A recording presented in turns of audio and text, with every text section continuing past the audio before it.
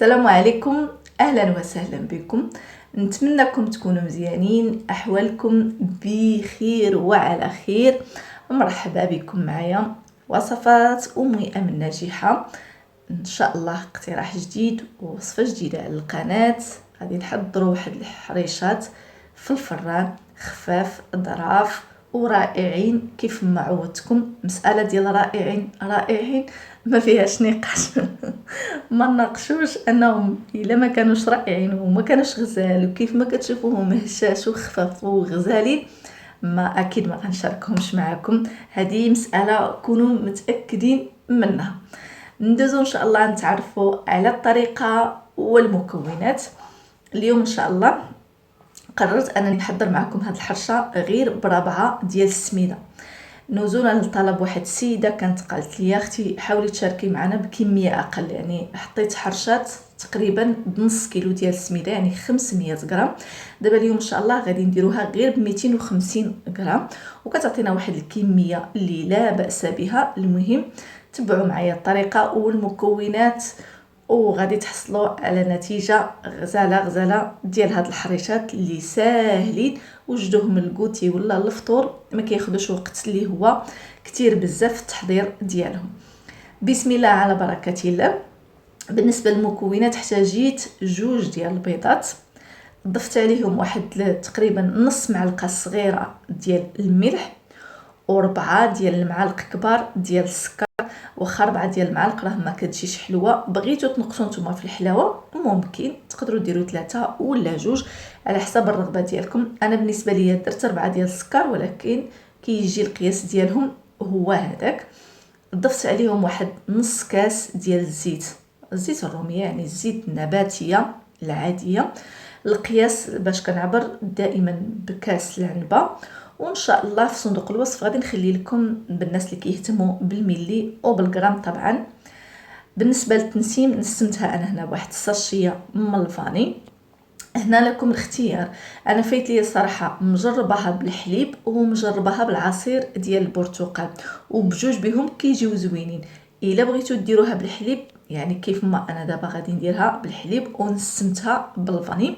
بغيتو ديروها بالعصير ديال البرتقال كان متوفر عندكم، غادي ديروا الكاس ديال العصير ديال البرتقال في عوض الكاس ديال الحليب. وبالنسبه للتنسيم غادي ديروا القشور ديال داك البرتقاله اصلا ولا 2 اللي غادي تعصروهم. كيف ما شفتوا انا هنا كيف ما قلت لكم درتها بالحليب، يعني ضفت كاس ديال الحليب ونسمتها بالفاني صافي. بالنسبه للسميده كيف ما قلت لكم 2 ديال الكيسان بقياس كاس العنبه ديال السميده. هاد السميده دائما كنخدم بها الحرشه، يعني كتشوفوها في الفيديوهات ديالي هي غزاله. بالنسبه للناس اللي ساكنين هنا يعني احسن سميده وقيله في هاد السوبيرات اللي لقيت اللي جربت صراحه هي هاد السميده ديال البيني. كتصدق بها الحرشه البسبوسه البغريد، المهم لاش ما جربتها صراحه كتجي صادقه. ضفت 2 كيسان ديال السميده كيف ما شفتوا، وزدت عليهم 2 معالق كبار ديال الدقيق الفرص، الدقيق الابيض 2 معالق باش كيعطينا واحد الحريشات اللي مهويين وطالعين بحال الشكل ديال الكيك.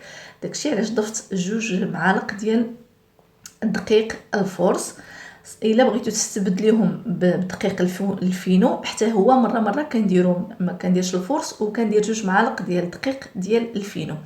الا بغيتو ديروا الفينو من الناس اللي ما كتحبش الفرص دير الفينو.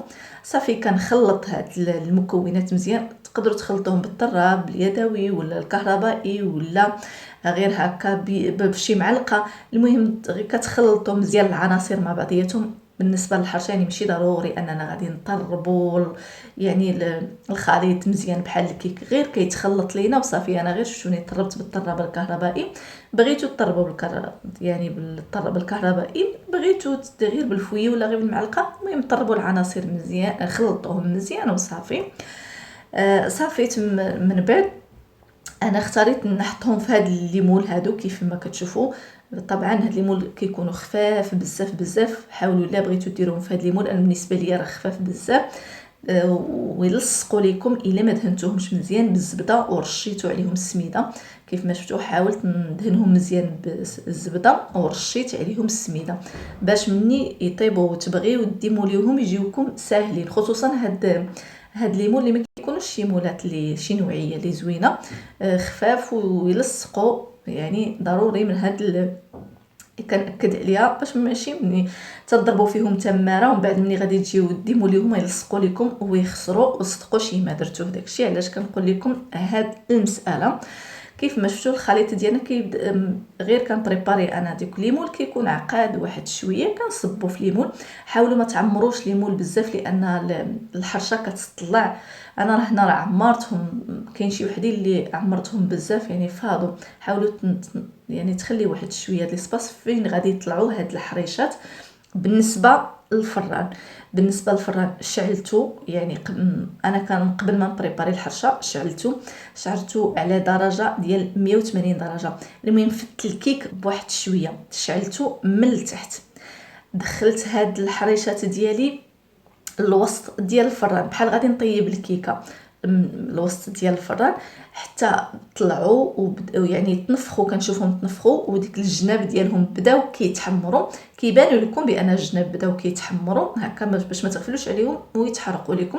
في ديك الوقت شعلت من الفوق وطفيت لتحت وخليتهم تحمروا وخداو هذاك اللون يعني المحمر من الفوق وصافي وخرجتهم. حتى بالنسبه للفران يعني ما تغفلوش عليهم، راه ما كياخذوش بزاف ديال الوقت. وميم طو كيف ما قلت لكم ديروا لهم الطياب ديال الكيك فايت شويه. يعني الكيك انا كنطيبو على 160 درجه 170، هادو طيبتهم على 180 درجه باش حتى هما كياخذوا حقهم انهم يتنفخوا، كيجيو مفشفشين وكيجيو خفاف ورطبين ورائعين.